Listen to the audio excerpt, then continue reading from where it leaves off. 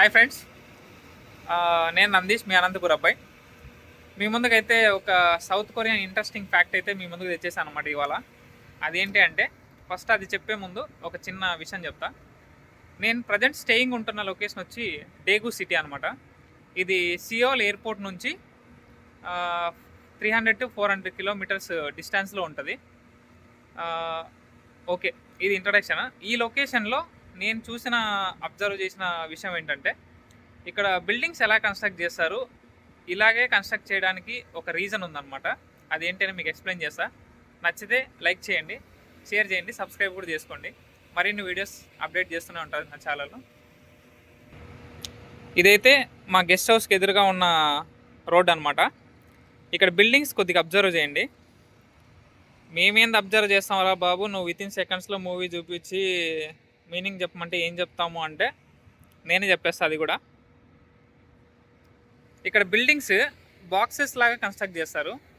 ఎందుకు ఏంటి అంటే, ఇటు సైడ్ క్లైమేట్ చేంజెస్ని బట్టి బిల్డింగ్స్ అనేది కన్స్ట్రక్ట్ చేస్తారనమాట.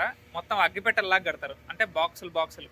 మనలాగా ఇప్పుడు మన సైడ్ ఇండియాలో కంపేర్ చేసుకుంటే మనకి టెర్రస్ కట్టుకోవడం, ఓపెన్ టెర్రస్ కట్టుకోవడం, బాల్కనీ కట్టుకోవడం ఇలా బాగా ఇంట్రెస్ట్ అనమాట. అంటే మన సైడ్ ఉన్న క్లైమేటిక్ సిచ్యుయేషన్స్ని బట్టి మనం దాన్ని కన్సిడర్ చేసుకొని బిల్డింగ్స్ కట్టుకుంటాం. సేమ్ ఇలాగే ఇక్కడ కూడా క్లైమేటిక్ సిచ్యుయేషన్ బట్టి బిల్డింగ్స్ అనేది కన్స్ట్రక్ట్ చేస్తారనమాట. చాలామందికి తెలిసే ఉంటుంది, ఇటు సైడ్ స్నో రైన్ఫాల్ అనేది చాలా ఎక్కువ పడుతుంది ఎప్పుడు కూల్ క్లైమేట్ వచ్చినప్పుడు. అలాంటప్పుడు మనం ఓపెన్ పాల్కనీ ఇలాంటి ప్లేసెస్ ఇలా కన్స్ట్రక్ట్ చేసామంటే హౌసెస్ దెబ్బతినే ఛాన్సెస్ కూడా ఉంటాయన్నమాట. లాస్ట్ టైం నేను ఫస్ట్ టైం సౌత్ కొరియాకి వచ్చినప్పుడు ఆ సిచ్యుయేషన్ అయితే కొంచెం ఫీల్ అయ్యాను, ఎలా ఉంటుంది క్లైమేట్ ఏంటి అనేది. ఇదైతే ఒక ఇంట్రెస్టింగ్ థింగ్ అని నేను ఫీల్ అవుతున్నా. మీరు కూడా ఫీల్ అయితే ఒక లైక్ కొట్టండి, కామెంట్ ఏమైనా ఉంటే చెప్పండి. ఏమన్నా సౌత్ కొరియా గురించి ఏమైనా వీడియోస్ ఏమైనా చేయండి, వేరే విషయాలంటే కూడా ట్రై చేస్తా చేయడానికి రిటర్న్ వచ్చేలోపు. ఈవినింగ్ వ్యూ అయితే జస్ట్ చూపిస్తా ఎలా ఉంది అని. ఇది జస్ట్ ఈవినింగ్ వ్యూ. 7:35 అవుతుంది టైం ఇప్పుడు. మన ఇండియాకి ఇక్కడికి 3.5 hours డిఫరెన్స్ అనమాట.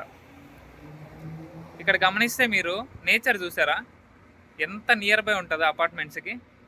ఇటు సైడ్ నేచర్కి చాలా ప్రిఫరెన్స్ ఇస్తారు, అందువల్లే చాలామంది ప్రిఫర్ చేస్తారు. నేచర్ లవర్స్ అయితే ఇక్కడ ఫ్లాట్ అయిపోతారు.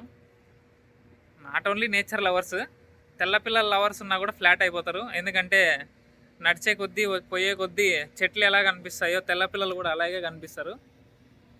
ఇది అపార్ట్మెంట్స్ చూసారా, నేను చెప్పినట్టు జస్ట్ బాక్స్ లాగా కడతాను అనమాట, మొత్తం సేఫ్టీ. ఇది ఈవినింగ్ టైం అనమాట. మొత్తం కొండలు ఉంటాయి చుట్టూరా, మధ్యలో అపార్ట్మెంట్స్. చలి అయితే సాగు కొట్టేస్తుంది. జస్ట్ ఇలాంటి ఇంట్రెస్టింగ్ ఫ్యాక్ట్స్ అయితే అప్డేట్ చేస్తూ ఉంటాను ఇండియాకి రిటర్న్ వచ్చేలోపు. నిజంగా మీరు ఏదో ఒక విషయం కొరియా నుంచి సౌత్ కొరియా విషయాలు తెలుసుకుంటున్నారు అని ఫీల్ అయితే లైక్ చేయండి, సబ్స్క్రైబ్ కూడా చేసుకోండి. Bye friends.